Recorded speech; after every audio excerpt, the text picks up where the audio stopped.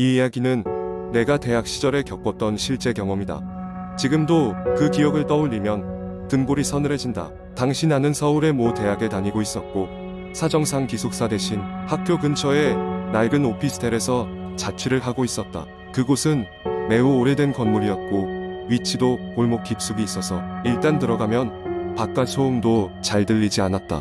처음 그곳에 들어섰을 때 어딘지 모르게 음산한 느낌이 들기는 했지만 집세가 워낙 저렴해 대수롭지 않게 넘겼다. 오피스텔에 입주한 지 한두 달 정도 되었을 무렵이었다. 그날 밤 나는 늦게까지 과제를 하다가 깜빡 잠이 들었다. 꿈속에서 어디선가 물이 흘러넘치는 소리가 들렸고 묘한 불안감에 눈을 떴다.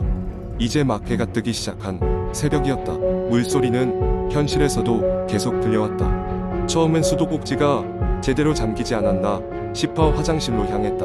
그런데 방문을 열자마자 끔찍한 광경이 눈앞에 펼쳐졌다. 화장실 한 구석 샤워기 아래에 낯선 여자가 웅크린 채 앉아 있었다. 긴 머리카락이 얼굴을 가리고 있어 표정은 보이지 않았지만 그녀의 몸은 젖은 옷으로 인해 바닥에 물이 고여 있었다. 나는 소스라치게 놀라 뒤로 물러섰다. 순간 어떤 말을 걸어야 할지 몰라 그냥 서 있었던 것 같다. 하지만 그녀는 고개를 천천히 들어 나를 바라보았다. 붉게 충혈된 눈동자가 한참 동안 나를 응시했고 그때서야 나는 이 상황이 비정상적임을 깨달았다. 문을 닫고 방으로 도망쳐 나와 문을 잠그고 숨을 고르며 할 수 있는 한 크게 소리쳤다. 누구세요? 여긴 어떻게 들어온 거죠? 하지만 아무런 대답도 들리지 않았다.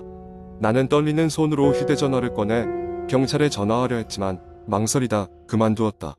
혹시나 꿈속의 일은 아닐까? 아니면 내가 과로로 인해 헛것을 본 것은 아닌가 하는 생각이 스쳤다. 이내 용기를 내어 다시 화장실 문을 조심스럽게 열어보았다. 안에는 아무도 없었다. 바닥에 물이 고여있는 것조차 꿈인 듯 흔적이 없었다. 나는 혼란스러움과 두려움 속에 다시 문을 닫고 뒀었다. 그날 이후로도 이상한 일들은 계속되었다. 한밤중이면 늘 누군가 내 방문을 두드리는 소리가 들리고 몇 번이나 확인해봤지만 항상 문 밖엔 아무도 없었다.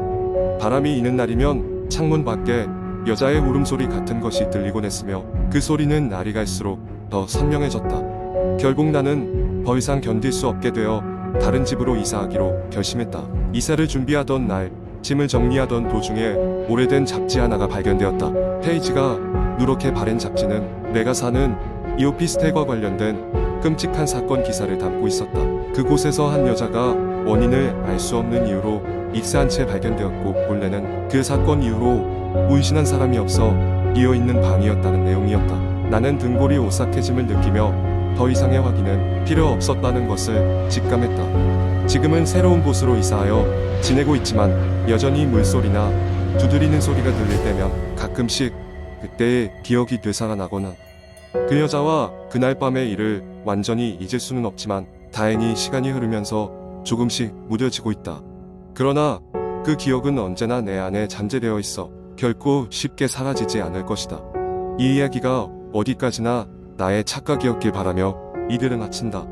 두 번째 이야기. 한국 인터넷에는 다양한 공포 이야기가 공유되곤 합니다. 다음은 많은 이들이 오싹해할 만한 긴 공포썰입니다. 서울의 한 구석에 자리 잡은 오래된 아파트 단지. 이곳에는 그리 특별할 것 없는 일상적인 사람들로 가득 차 있었지만 13층에 비밀스럽고 무시무시한 전설이 내려오고 있었다.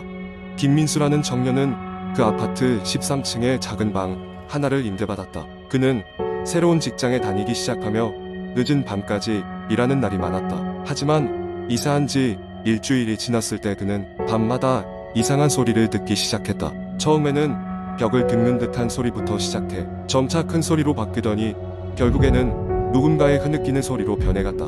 소리는 항상 새벽 2시에 시작했고 김민수는 그것이 위층에서 나는 소리라 생각했다. 어느 날 참다 못한 민수는 경비실에 방문하여 위층에 사는 사람이 누구인지 물었다. 경비원은 잠시 놀란 기색을 보이더니 2층은 수년 전부터 아무도 살지 않는 빈집이라고 설명했다. 그 사실을 듣자 전율이 온몸을 타고 흘렀고 민수는 그날 밤 아파트의 과거에 대해 알아보기로 결심했다. 인터넷과 도서관을 뒤져 조사한 끝에 민수는 놀라운 사실을 발견했다. 몇 년 전 13층의 한 방에서 비극적인 사건이 있었다. 그 방에서는 한 젊은 여성이 살았고 그녀는 불행하게도 자살로 생을 마감했다. 특히 그녀가 떠난 이유는 알 수 없었지만 그녀가 머물던 방에서는 이해할 수 없는 소음이 계속되었다고 한다. 그로 인해 방은 오랫동안 비어 있었고 사람들은 그녀의 원혼이 아직도 그곳을 맴도는 것이라 믿고 있었다. 이 사실을 알게 된 민수는 그 흐느끼는 소리가 그녀의 영혼일지도 모른다는 두려움에 사로잡혔다. 하지만 호기심이 그의 두려움을 이기게 했다. 그는 용기를 내어 밤에 그 방을 방문하기로 했다. 그날 밤 민수는 온갖 용기를 짜내어 위층으로 향했다. 복도는 한기가 돌며 을씨년스러웠고 문 앞에 서니 숨이 막힐 듯한 긴장감이 엄습했다. 고요 속에서 그는 문을 두드렸으나 답은 없었다. 무작정 문 손잡이를 돌려보니 문은 쉽게 열렸다. 방 안에는 그간 방치된 흔적들이 남아있었고 그녀의 물건들이 어지럽게 흩어져 있었다. 그 순간 민수는 등 뒤에서 서늘한 기운을 느꼈다. 뒤돌아본 그는 그 자리에서 얼어붙었다. 창백하고 슬픈 눈빛의 여성이 그를 응시하고 있었다. 충격으로 멈춰버린 민수에게 여인은 천천히 다가왔고 곧이어 사라져버렸다. 그 후로도 민수는 가끔씩 그 방 앞을 지나칠 때마다 그날의 기억이 떠올라 서늘한 느낌을 느꼈다. 그는 결국 몇 달 후 아파트를 떠나기로 마음먹었고 이후로는 결코 그 아파트 주변을 다시는 찾지 않았다. 이 이야기는 민수가 떠난 후에도 아파트 주민들 사이에서 전해졌고 그 방은 여전히 비어있는 채로 공포의 대상이 되어버렸다. 세 번째 이야기. 그 이야기는 내가 대학 시절 자취를 시작했을 때로 거슬러 올라간다. 학교 근처에 저렴한 원룸을 구하다가 마침내 마음에 드는 방을 찾았다. 집주인은 매우 친절해 보였고 방도 아늑해 보여서 큰 고민 없이 계약했다. 이사를 마치고 난 후 며칠 동안은 아무 문제 없이 평화롭게 지냈다. 그러나 어느 날 밤 이상한 꿈을 꾸기 시작했다. 꿈속에서 나는 낯선 복도를 걷고 있었고 끝이 보이지 않는 그 복도는 어둡고 으스스했다. 항상 같은 꿈이었다. 복도 끝에 다다르면 문이 하나 있었고 나는 무언가에 이끌려 문을 열고야 만다. 문을 열면 차가운 바람이 불어오고 그 바람 속에서 목소리가 들린다. 돌아가지 마. 그 말을 듣는 순간 나는 꿈에서 깨어났다. 하지만 이 꿈은 매일 밤 계속되었고 점점 더 생생해졌다. 하루는 꿈이 아닌 현실에서 이상한 일이 일어났다. 마치 누군가 나를 지켜보는 듯한 느낌이 드는 것이다. 처음에는 스트레스 때문이라 생각하고 넘겼다. 하지만 그런 느낌은 찾아졌고 점점 더 아파트 곳곳에서 알 수 없는 소리들이 들리기 시작했다. 특히 밤이 되면 벽 너머에서 속삭이는 소리나 발자국 소리가 들렸다. 곧 나는 잠을 잘 수 없게 되었고 급기야 학교 수업에도 집중을 못하게 되었다. 어느 날 친구가 내 상태를 걱정하며 집으로 찾아왔다. 그녀에게 이 모든 일을 털어놓았고 그녀는 조용히 내 방을 둘러보았다.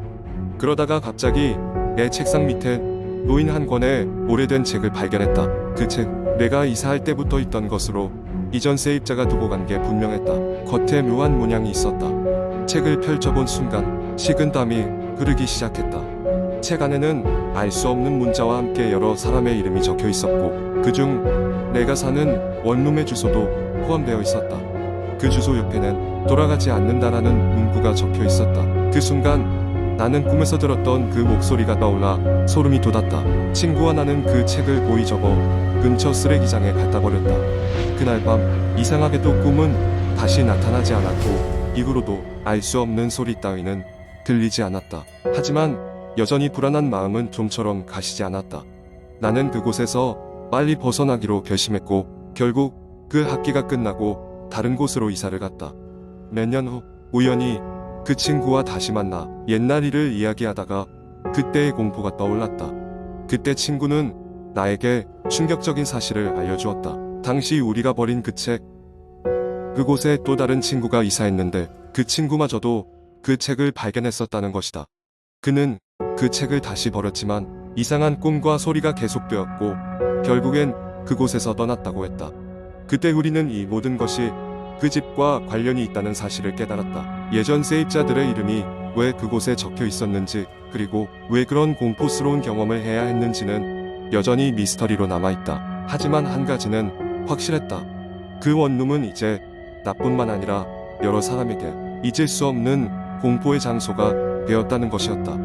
네 번째 이야기. 어느 한적한 시골 마을에 지수라는 소녀가 살고 있었습니다. 그녀는 늘 마을의 끝에 위치한 오래된 저택을 지나 학교에 가야 했습니다.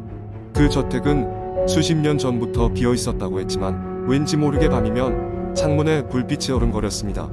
마을 사람들은 그곳에 옛 주인의 영혼이 산다고 수군대곤 했습니다. 어느 날 지수는 친구들과 함께 그 저택의 전설을 확인해 보기로 했습니다. 모두가 무서워하며 망설였지만 지수는 왠지 모르게 그곳에 끌리는 느낌을 받았습니다. 친구들과 저택의 정원을 지나 첫 번째 계단까지 도착했을 때 지수는 누군가 자신을 부르는 목소리를 들었습니다. 지수야, 여기에 와줘. 라는 그 말에 그녀는 원인을 알 수 없는 기분으로 잠시 멈칫했습니다. 친구들은 지수를 이끌고 저택 안으로 들어갔습니다. 낡은 목재 바닥이 삐걱이는 소리와 함께 그들은 어두운 복도를 지나 거실에 도착했습니다. 거실에는 먼지가 잔뜩 쌓인 가구들 뿐이었지만 벽난로 위엔 놓인 오래된 가족 사진이 눈길을 끌었습니다.